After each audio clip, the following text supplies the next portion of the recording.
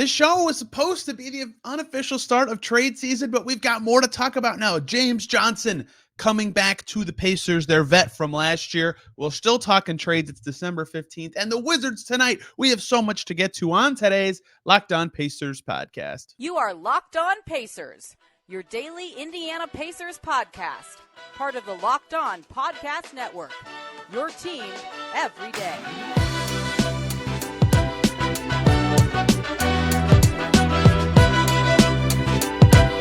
Happy Friday, everybody, and welcome into another edition of the Locked On Pacers podcast, where we, of course, talk about the Indiana Pacers. As always, my name's Tony East. I cover the team for Forbes and SI, and today on the calendar is December 15th. So many more NBA players can now be traded. It's the unofficial start of trade season. The insiders have posted their first columns about the upcoming month and a half. We'll talk a little bit about it from the Pacers' perspective today. What could this stretch leading up to the trade deadline look like for them? What makes sense? What do they need to consider? It's too early to say what direction they should totally choose. I will supply some thoughts on that. We'll also talk about the Wizards and James Johnson, the OG from last year, locker room presence extraordinaire, going to be rejoining the Pacers. But we will forget about all that as we start instead by remembering George McGinnis. To his friends and family, I offer my condolences to you. Pacers legendary player George McGinnis passed away on Thursday. The team announced it officially, saying that he had cardiac arrest suffered at his home and succumbed to complications from that. An absolute legend with the state of Indiana and the Pacers franchise. 1969 Mr. Basketball at Washington High School, of course, going to the Indiana Hoosiers and being an outstanding player there in his one season playing, going straight to the ABA Pacers, winning a title as a rookie and as a second-year player, three-time All-Star in the ABA, three-time NBA All-Star, returning to the Pacers in the NBA as well. It's hard to understate what he meant to the Pacers franchise. Are they even in the NBA without his stretch of play and success in the 1970s? It's hard to say. They did have already some success, but he was instrumental in the rise of the franchise in Indianapolis and their popularity and basketball popularity in Indiana in general. Him being from the state was a big draw for that franchise. He is a legend in the state. He is a legend for the franchise. His number is retired and is hanging in the rafters for a reason. There will be a celebration of life for him in 2024. The Pacers have a statement out about it. Mike Woodson does from IU as well. And of course, the Hall of Famer. There's not enough I could say about George McGinnis. Mark Monteith has a wonderful interview with him up on his website if you want to check it out and learn more about him and why he's so legendary to the Pacers franchise. Again, wishing the best to the McGinnis family and those who knew George very well. It's always extremely hard to pivot off of that topic into a podcast, and I hate and will never do it into an advertisement, but I will instead do it by talking about a modern day forward for the Pacers, James Johnson, who will be rejoining the team. Adrian Wojnarowski shared that on Twitter yesterday. James Johnson's agency Priority Sports confirmed it in their own tweet later in the day. After figuring it out, it's going to be a 1-year non-guaranteed minimum salary agreement for James Johnson to rejoin the Pacers. There's not a lot of basketball analysis with this, right? And I don't mean that to belittle what James Johnson is as a player. Like, he's got decent enough handles. He's powerful. He got some boards last year. Like, he started a game. They actually thought in Portland that they would need him a lot that night, right? He is not a useless basketball player. But this signing is not about basketball, right? This makes all the sense in the world.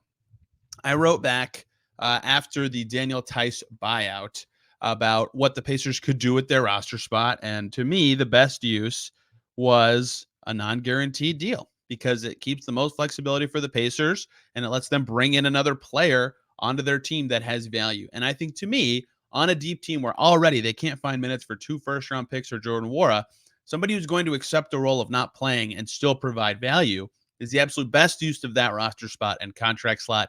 And that is exactly what James Johnson is. James Johnson is a vet, right? So many guys on the Pacers talked about this. Even this year, James Johnson was not on the team, but at media day, Jalen Smith was asked about him. He said, "We're going to miss JJ for sure." Talking a lot about, guys went to him for advice and for, just good conversation in the locker room last year. Jalen Smith said that presence he had in the locker room, he was pretty much like the big brother to everybody. Everybody gushed about what he provided in those settings, right? He's been everywhere in the league. He's played for a bajillion franchises.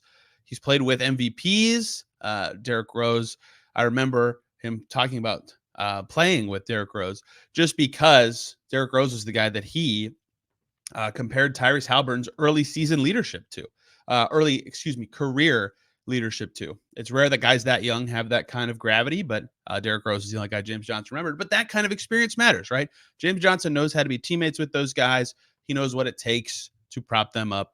He's, again, played for so many franchises, been with the Heat and in that culture, been to the conference finals with Toronto, right? Has played with so many stars, played for Carlisle in Dallas, played for the super team Nets. Like, he's been there, done that in the league, and of course provides that locker room value. That's exactly what the Pacers need to me right now. And I think the timing is outrageously funny. Right after a night where there's a scrum, no clue if these are related. In fact, very rarely do deals just like spawn in the middle of a day. Right. It's much more likely that Johnson and the Pacers had already touched base, but the timing is exceedingly funny. Given the fracas, as Rick Carlisle called it, in Milwaukee after the game ball incident. If you want to hear more about that or you don't know what I'm talking about, yesterday's show is for you. You will learn a lot. A very strange, illuminating experience at the end of the Pacers-Bucks on Wednesday. But James Johnson back with the Pacers. I don't think outside of garbage time you'll see him much on the floor. Last year, he played in 18 games, sure, averaged 2.8 points, 1.7 rebounds, but 18 games, he only got 162 minutes, right? So playing time was not really a focus for him much last season. Being a vet, being in the locker room, being a key presence for these guys was much more important. And I have to imagine that's the case this year, right? James Johnson gushed about Tyrese Halliburton's leadership in the summer, and he was so impressed with the Pacers' work ethic. Well, now he's back. So that toughness he provides, I think that gravity is going to be so important for the Pacers, right? Like the Athletic did their anonymous player poll last year. And one of the questions was, which NBA player would you least like to fight? And James Johnson was the winner, right? He has that sort of intimidating factor to him, brings a toughness to the Pacers on and off the court. And I think that bringing in a vet makes a lot of sense for this team, right? They bought out Tice. They only have 2 players over 30 in McConnell and Hield. McConnell is a great leader. Hield, everybody likes being around him, but neither of them, McConnell has certainly grown in this area, but neither of them are thought of as just like this, sage, know-it-all kind of vet in the way that James Johnson and George Hill both were last year. And so bringing in and re-bringing in James Johnson makes all the sense in the world to have that guy back, at 36. He certainly brings a level of experience and age to this team. Like, it's wild to see the 2009 draft. He'll turn 37 next February. The key stuff to know from a roster perspective, they now have a full roster, but James Johnson's deal being non-guaranteed means that they could waive him anytime up to the league-wide cut-down date before his contract is guaranteed, and his cap hit will just stop once he clears waivers. So they could have some savings that way if they want to free up some flexibility. The guarantee date for contracts is January 10th, but you have to clear waivers by that day. So really it's January 7th. Funnily enough, yes, that is after both Bucks games the Pacers have next season. Who knows what kind of next year, who knows what kind of intensity those will bring. But, last year they guaranteed his contract and then waived him to facilitate trade and then brought him back anyway. So they were double paying him guaranteed monies last year. They clearly value him. And I don't think they'll just cut him to cut him. They would cut him because the cap space benefits of the roster spot is meaningful for them. So we'll see if he's going to stick around. If he does for the whole season, his cap it'll be just over $1.4 million. Pacer space as it stand as a maximum is about $8.2 million. If he makes it through the full season, that number could obviously go up. If they waive him at any point, they could bring him back on 10 days for flexibility, which I think is also a possibility. There's lots of stuff they could do to keep their flexibility, but using the spot makes more sense to me than not, because you have an asset on your team. And if they don't think a trade or using that cap space to a very specific dollar amount is going to matter to them, having a very good veteran on a young team makes more sense than not. James Johnson back with the Pacers, if he's going to have some sort of impact, or if he says anything very illuminating in the next couple days, we will talk about it here on Locked On Pacers. If not, just know the OG, the vet, as they call him, is back. And how about this? Pacers make a roster move just in time for trade season. It's December 15th. So many more players can be traded. Mark Stein's blasting out stuff on the Jazz and what they could be doing. It's that time of year. We will talk about the Pacers and trades a little bit here in segment 2 here on the Locked On Pacers podcast. Before we hop in and do any of that, I have to tell you guys about the wonderful people at Dave. At one time or another, we all need a little financial help, and that's why Dave is great. Dave can get you extra cash when you need a hand between paychecks and can help you build credit by settling extra cash advances on time. It can be useful for so many people with finances being intimidating. Dave is the banking app leveling up the financial playing field. When you download Dave, you can get up to $500 in 5 minutes or less. No credit check, no late fees. It's part of Dave's extra cash account. Advance the money you need with no interest, then settle up later. How about that? Build credit. You can use the money to buy whatever you want and then pay it back in the future. If you're in a pinch, get the help you need by downloading Dave today at dave.com/LockedOnNBA. That's dave.com/LockedOnNBA. You could get up to $500 in 5 minutes or less. No credit check, no late fees. Download the Dave app now or go to dave.com/LockedOnNBA. For terms and conditions, go to dave.com/legal. Eligibility, criteria, and instant transfer fees apply. Banking services provided by Evolve, member FDIC. Thank you, as always, for making Locked On Pacers your first listen today and every single day. For your second listen, jump on over to Locked On Kings, because I was just watching Kings Thunder. It was a fantastic and fun game. Chris Duarte's on the Kings. Domantas Sabonis is on the Kings. The Kings are fun. Matt George is a great Locked On host.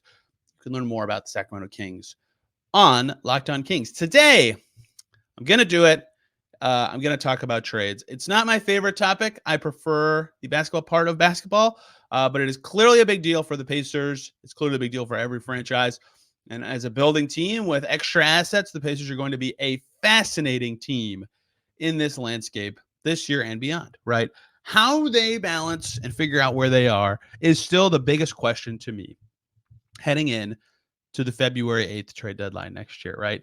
We heard it before the season from Chad Buchanan. The Pacers are thinking long-term still. If I were a decision maker, would also be doing that. Tyrese Halliburton's under contract for 6 more years. You have a lot of time to build your team if you're the Pacers.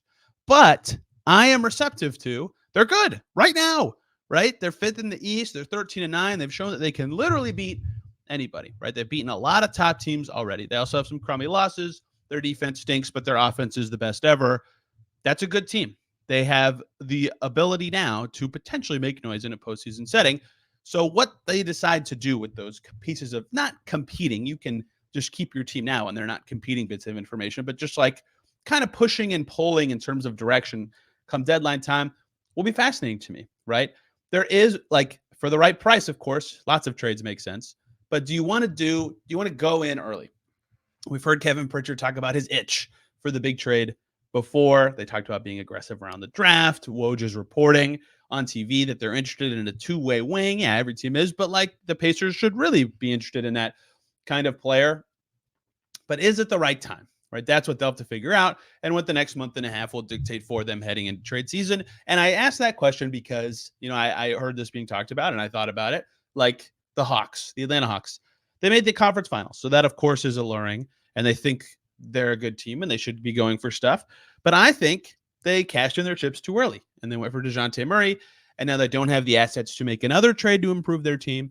And they're kind of stuck in the mud. They're kind of floundering around lower in the East. The Mavs had a good start to Luka Doncic's career. They went and got Kristaps Porzingis. They made a conference finals with that team, but then they missed the playoffs completely. And now they have very few assets to trade because they went really early, maybe too early. They didn't get the right fitting piece. So you could talk about those trades in 2 ways. One, you could say they got the wrong guy. DeJounte Murray wasn't what the Hawks needed, although he's very good. Kristaps Porzingis was not what the Mavs needed, although he's good, right? And I'm receptive to that. But I'm also receptive to, if you make the trade too early and it's not the right trade, it's really bad for building around a superstar long term. The Mavs have one tradable first now, I think. Maybe none. I can't remember. The Hawks don't have very many because they gave up 3 to the Spurs for Murray. It's just all about, that's when I talk about the right time for a trade. If you're a really good team, you can get away with it easily. Not easily. You can get away with it easier because you are really talented and your awards will be masked by at least some winning. That has not happened in Dallas and Atlanta. Dallas is now good again, and they've recovered okay. But you get what I'm saying, that the Pacers have to know it's the right time to me if they're going to do something extremely significant. If they're going to do something bigger that still makes sense, like a 2 firsts or less kind of thing, yeah, that makes sense. It's got to be the right guys, though, if it's early. So a couple thoughts I have within the framework of picking a direction. I talked about this when I talked about Zach LaVine and his availability now for the Bulls, but it really was in the context of Alex Caruso. To me, what we've seen with Tyrese Haliburton is he is so offensively gifted that, one, he alone is enough for a very good offense, right? The surrounding talent matters a little, but not as much as it does with some other players. If he's on the floor, the Pacers have a pretty good offense. The other thing we've seen is guys who are traditionally thought of as being better as defenders than offensive players can be better on offense playing with him. Miles Turner, Aaron Nesmith, to name 2, but there's more, excuse me, than that have walked through the doors in Indiana. And so with that in mind, if I'm making decisions for the Pacers, which I'm not, would be skewing defense with the skills I'm searching for, because I think that those players would help the Pacers more on that end and would be better on offense just by playing with Tyrese Haliburton. And you can't just throw everybody on the floor with Tyrese Haliburton at the same time. But if I'm searching for skills, or there's 2 players that I have a very similar price that I can acquire them on that are talented, I think defense is a tiebreaker. The better defensive player is what makes more sense to me. Thing number 2 I'd be thinking about as the Pacers. Yeah, making a splash is going to be appealing, especially if they remain top 5, top 4, top 6 in the East, whatever. And maybe the right guy's available and they have the extra picks, right? 9 extra second rounders the Pacers have right now and an extra first rounder in the upcoming draft. That's very appealing. The other thing they have to think about, though, beyond using their assets correctly, is using their salary slots correctly. This has now become more into the mainstream discussion points for teams making trades. Bruce Brown, team option next year. Buddy Hield, expiring contract, right? If they are not on the Pacers, maybe the Pacers could have cap space, right? Maybe. I've talked about that a little bit on how maybe not to think of the Pacers as a cap space team. We'll see. But their salary slot could be valuable if the Pacers aren't over the cap team, which is possible now, given the moves they made leading up to the team or leading up to the season, right? If they want to keep that trade flexibility or those salary slots going forward, does it make sense to think about trading Hield or Brown or whatever for someone else making similar money that's longer term, right? Does it make sense to think about their team that way? Maybe so. If they're going to be an over the cap team going forward, maybe those are more appealing trades, right? So longer term deals, maybe not as unappealing to the Pacers as I previously thought they could be. And remember, we did a WAFO before the season, me and Jimmy Cook, about one of Miles Turner, Bruce Brown, or Buddy Hield being traded this season, right? Just because they are the big salary guys. I said 51% chance. I would probably take that number down now, given how the Pacers season has gone. And Jimmy said 70%. So, yeah, that's probably low because the Pacers are playing well. But as the big salary slots, they are the ones that will have to be involved if something happens. Something else I thought about is, this kind of goes back to the defense thing. But in general, finding the right fitting pieces around your team is important for trades. And the Pacers now know better what fits around Tyrese Haliburton. And they'll continue to know better as time progresses. But a big thing that made the Nuggets go from pretty good and frisky to awesome was 2 specific trades. Aaron Gordon, who they got from the Magic, great trade. Gary Harris, 2 firsts, I believe, can't remember. And Kentavious Caldwell-Pope, which they got in the Monty Morris, and I forget the other player involved. Monty Morris was one of the players involved. Either way, Kentavious Caldwell-Pope went to the Nuggets. Defense guys who can do other stuff on offense. Aaron Gordon's a good offensive player. KCP's a great shooter, but they're primarily defenders. And so around Jokic, they can be good offensive players, but their defense really helps them. Those kind of players make a lot of sense for the Pacers to me, and the Nuggets blueprint in general, like how and the way that they built their team, is something I think the Pacers should be studying. Of course, they won the most recent championships. That's easy to say, but just building your team around an awesome passer and offensive talent is it. So I've talked about a lot of stuff here, and a lot of it's just general thoughts about defense and all that. What direction would I be picking? I said long-term. So to me, if I'm the Pacers, my trade deadline approaches, I know with Tyrese Haliburton on my team, I'm going to be good at a minimum good for the next 6 years. I want someone else with him, right? Duh. So I'm looking at every young wing that is even minorly available, and I'm offering a lot for those guys. I'm willing to do it. Again, I have extra.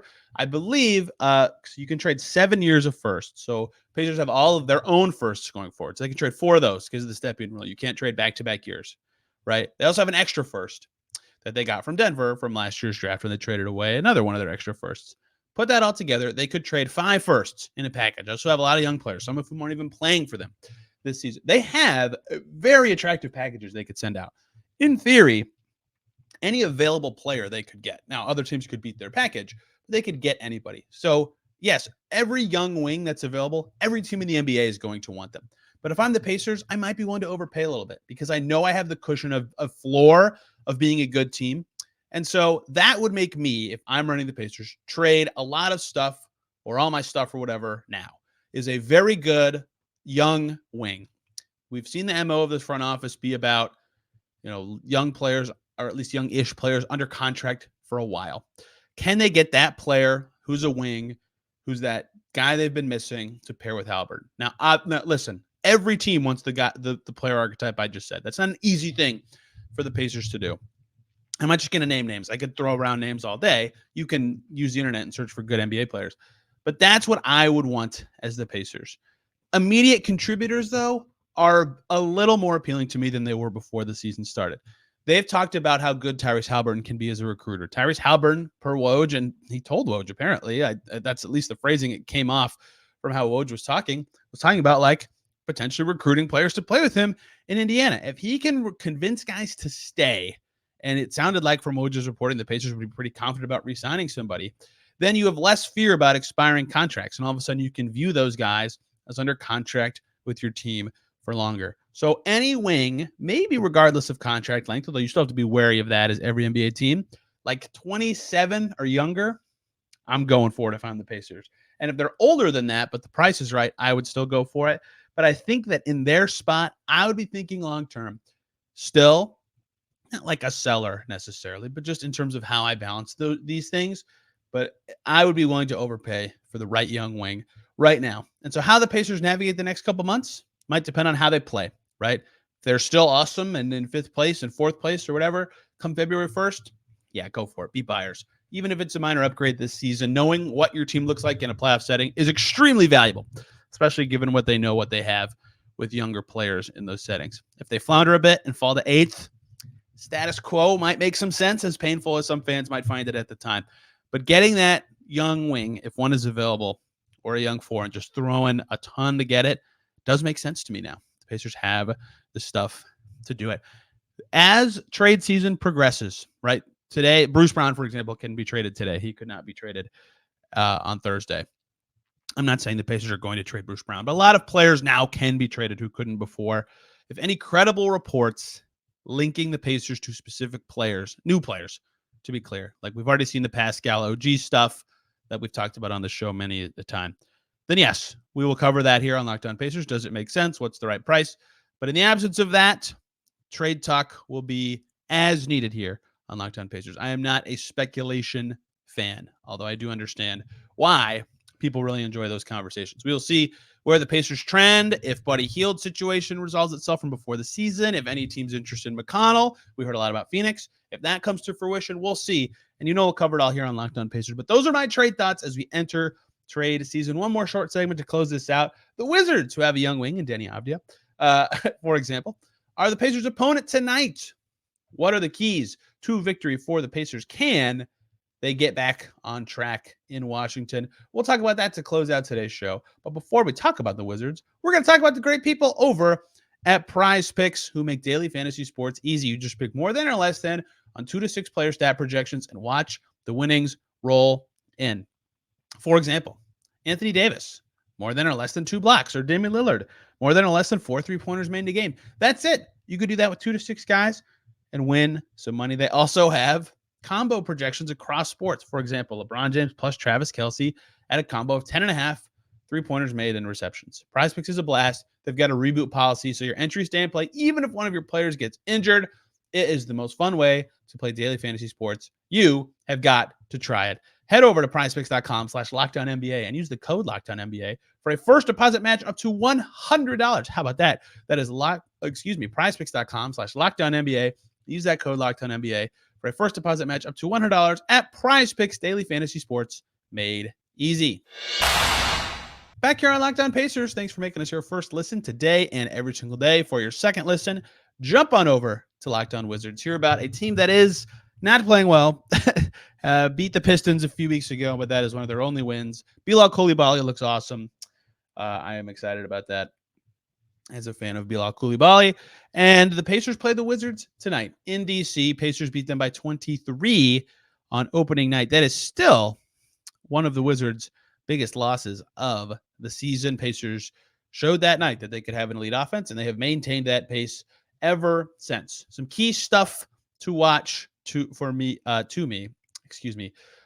about the Wizards. Thing number one, the Pacers could just score a bajillion points. The Wizards are completely miserable on defense, currently last in defensive rating. Pacers scored 143 on them, unrefined on opening night. I think you're going to see a potentially significant performance from the Pacers on the offensive end, and it's kind of a bounce back, right? They had a crummy night that they're probably not in love with from the Milwaukee game. They've had a nice schedule, by the way, with some of these bounce back situations where, after letdowns, they've had a cushier game.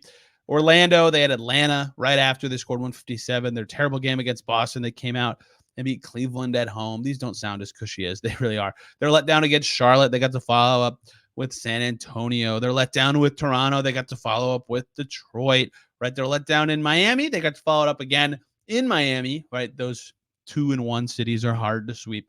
So they've had a lot of nice scheduling moments, and they do again here. A tough game in Milwaukee with a very emotional ending. Well, how about you follow it up with one of the worst teams in the league, especially before a tough 3-4 night. So that's nice for the Pacers. The Wizards can't defend at all, and they can't defend the rim. They're terrible at defending twos. They allow a ton of shots in the paint area, right at the basket. Opponents against the Wizards shooting 59 twos per game. That's the third highest in the league, and making 58% of them. That's the highest in the league. That is a terrible combination. So the key for the Pacers, attack the rim and dish from there, right? That's why Wizards opponents rebound the ball very well, because they get easy shots around the basket. They give up a ton of offensive rebounds. Wizards opponents lead the league in assists because it's easy to spray out for passes from there. It's just easy to score against the Wizards, and the Pacers should have a little trouble against that team. Their defensive rotations aren't strong. They're not good on the glass.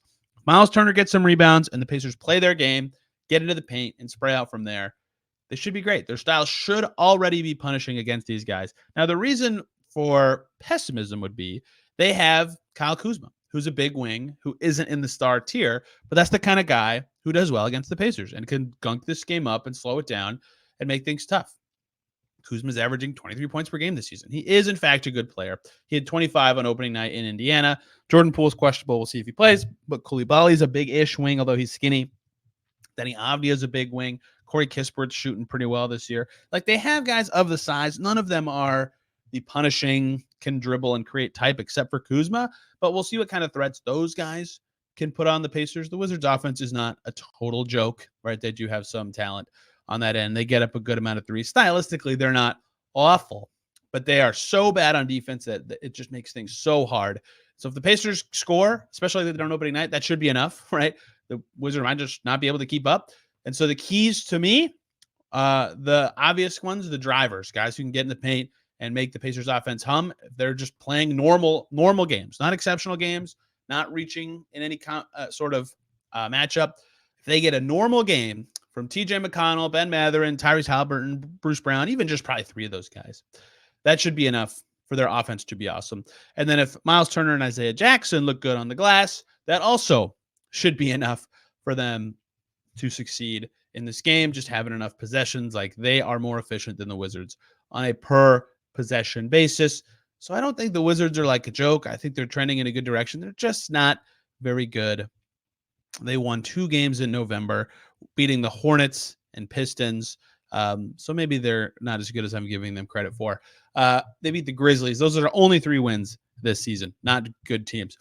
There's a reason that they have the 29th net rating. So the Pacers should win. They should be better than the Wizards. We have seen the Pacers have many letdown games this year, 4 or 5 of them.